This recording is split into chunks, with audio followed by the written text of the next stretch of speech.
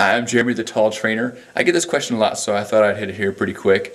Is what kind of equipment to buy? A lot of times people are going to be making a lot of purchases in the new year, and a lot of them are going to be unneeded. They're going to spend way too much money on equipment they definitely don't need.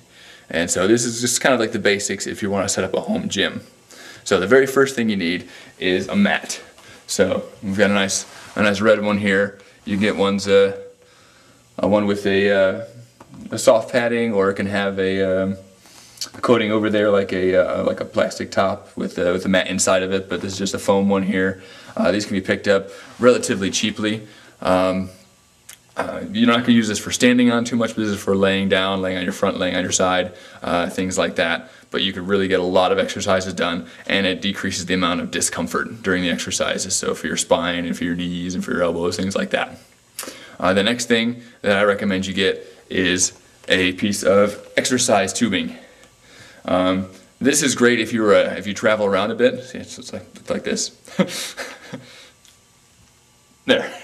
So it's a great thing to use if you traveled quite a bit. You can do a whole bunch of exercises with it. I recommend the ones with the soft handle here. Some of them have a hard plastic handle in this part right here.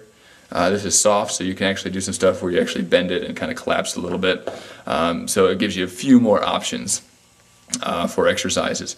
But it's great. It's basically a total gym wherever you go. So if you're a traveler, I definitely recommend getting one of those, and I can set up a program that'll just kick your butt using just only that. The next piece of equipment that I recommend you get is an exercise ball. I gotta go over here to get it, but keep my exercise balls over here.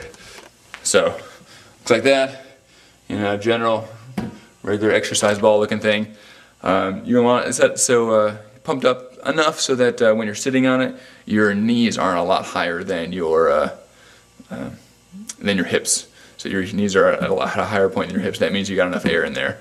But there's a bunch of exercises, whether you're standing, sitting, all sorts of stuff like that. Awesome abdominal stuff that you can do with an exercise ball. Typically, most people have one of these already. They may not use it, but a lot of people typically already have an exercise ball.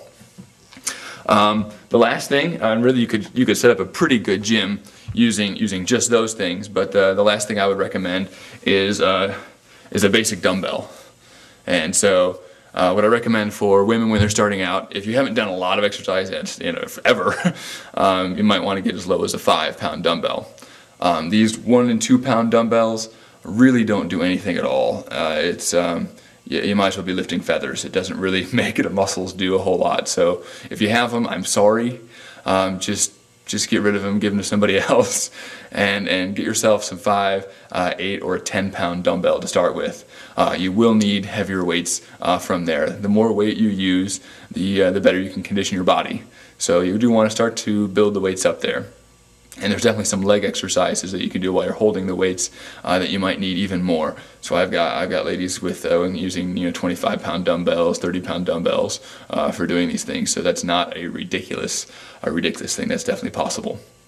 For guys, probably 10 is going to be a good baseline starting dumbbell for you, and then going up from there, like 10, 15, 20 is going to be a good start, and then increasing from there as you get more into the exercise. Don't over purchase. Don't buy all this extra stuff and say, I'm going to just go crazy. I'm going to do everything. You can get a great workout with very minimal equipment. In fact, if you look around my studio here, I can give you the quick visual tour. There's not a whole lot of stuff going on here. So there's mostly open space, and open space is where you get most of the work done. So look at some of the other videos. There's another video on here that has a full total body workout that can be done in 10 minutes using no equipment at all. So if you want to know what a no equipment workout looks like, that's a good example. Other than that, if you're looking for a program that can use some of these pieces of equipment, just contact me. Let me know what's going on, what you're about, and maybe we can meet and do assessments and get you rolling. So other than that, I hope you enjoyed the information here, and check out the rest of the resources.